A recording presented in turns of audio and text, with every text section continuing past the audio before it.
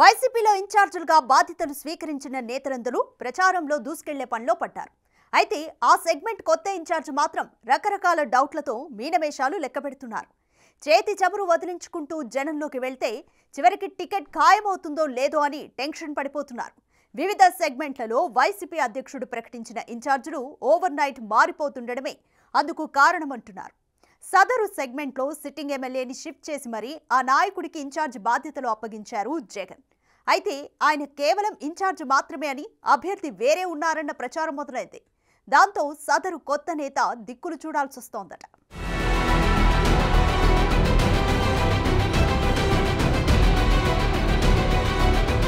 YCP వరుసగా ఇన్ఛార్జీల లిస్టులు ప్రకటిస్తున్నప్పటి నుంచి ఎమ్మెల్యేలు టికెట్ ఆశావహుల్లో టెన్షన్ మొదలైంది. ఎవరు నుంచుతారో, ఎవరిని తప్పిస్తారో, అసలు ఈ మార్పులు చేర్పుల్లో టికెట్ దక్కేదెవరికో అర్థం కాక తలలు పట్టుకోవాల్సి వస్తోంది అందరికీ. మరోవైపు ప్రకటించిన ఇన్ఛార్జీలను కూడా మారుస్తుండటంతో వారిలో టెన్షన్ మరింత పెరిగిపోతోంది. విజయవాడ పశ్చిమ ఇన్ఛార్జ్ షేక్ ఆసిఫ్ కూడా అదే టెన్షన్ తో సతమతమవుతున్నారట. విజయవాడ వెస్ట్ ఎమ్మెల్యే మాజీ మంత్రి వెల్లంపల్లి శ్రీనివాసరావుని విజయవాడ సెంట్రల్ కు పంపించిన వైసీపీ పెద్దలు వెస్ట్ ఇన్ఛార్జి బాధ్యతలు ఆసిఫ్ కి కట్టబెట్టారు. అయితే ఆయనకు బాధ్యతలు కట్టబెట్టినప్పటి నుంచి ఆ సెగ్మెంట్ లో సరికొత్త ప్రచారం మొదలైంది. ఆసిఫ్ కేవలం ఇన్ఛార్జ్ మాత్రమే అని, ఎన్నికల్లో పోటీ చేసే అభ్యర్థి ఆయన కాదన్న టాక్ పార్టీలోనే వినిపిస్తోంది.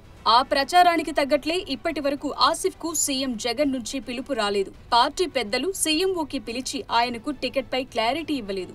మొదటి లిస్టులోనే పేరు వచ్చినా ఇప్పటి వరకు సీఎంఓ నుంచి కబురు రాకపోవటం, జగన్ అపాయింట్మెంట్ దొరక్కపోవటంతో ఆసిఫ్ ఎవరికీ చెప్పుకోలేక సతమతమవుతున్నారట.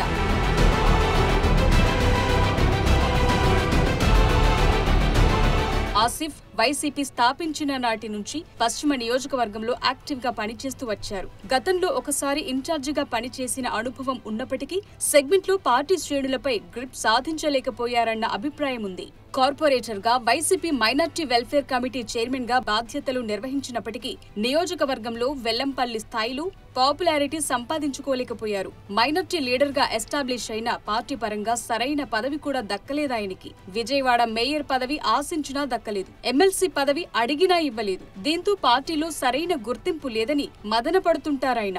ఆ సమయంలో సిలబస్ లో లేని క్వశ్చన్ ఎగ్జామ్ లో వచ్చినట్టు అసలు ఊహించని విధంగా వెల్లంపల్లిని పక్కన పెట్టి ఆసిఫ్ ను ఇన్ఛార్జిగా ప్రకటించడంతో ఆయనతో పాటు వెస్ట్ వైసీపీ క్యాడర్ కూడా షాక్ అయిందట. పార్టీలో సీనియర్ అన్న పేరు తప్ప వెల్లంపల్లి తరహాలో సౌండ్ పార్టీ కాకపోవడంతో ఆసిఫ్ ను టెంపరరీ ఇన్ఛార్జిగా మాత్రమే ఉంచుతారని ఆ పార్టీ శ్రేణులు ఓపెన్ గానే అంటున్నాయి.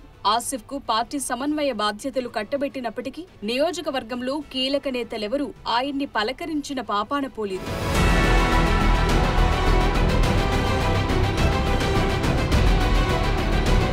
వెల్లంపల్లి పక్క నియోజకవర్గానికి వెళ్లిపోవటంతో నిస్తేజంలో ఉన్న వైసీపీ క్యాడర్ కూడా ఆసిఫ్ కింద పనిచేయటానికి ఆసక్తి చూపించటం లేదట.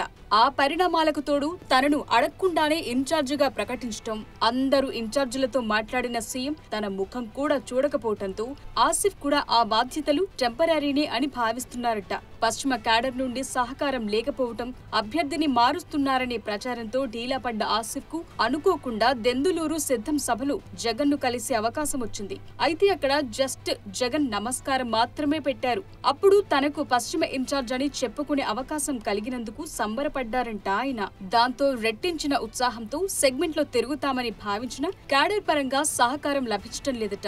వెల్లంపల్లి కూడా ఆసిఫ్ కు అందరూ సహకరించాలని పిలుపునిచ్చినా పెద్దగా ప్రయోజనం లేదంటున్నారు. మరోవైపు పార్టీ వర్గాలతో పాటు ప్రతిపక్షాలు కూడా ఆసిఫ్ అభ్యర్థి కాదని ఊదరగొడుతుండటంతో జగన్ నుంచి క్లారిటీ కోసం ఎదురు చూడాల్సి వస్తుందట కొత్త ఇన్ఛార్జ్ కి. అందుకే ఒక్కసారి జగన్ ఆయనే అభ్యర్థి అని ప్రకటిస్తే చాలు ప్రాణం పెట్టి పార్టీని గెలిపిస్తానని స్టేట్మెంట్లిస్తోంది ఆసిఫ్ వర్గం. మొత్తానికి అలా నడిచిపోతోంది అక్కడ వైసీపీ రాజకీయం.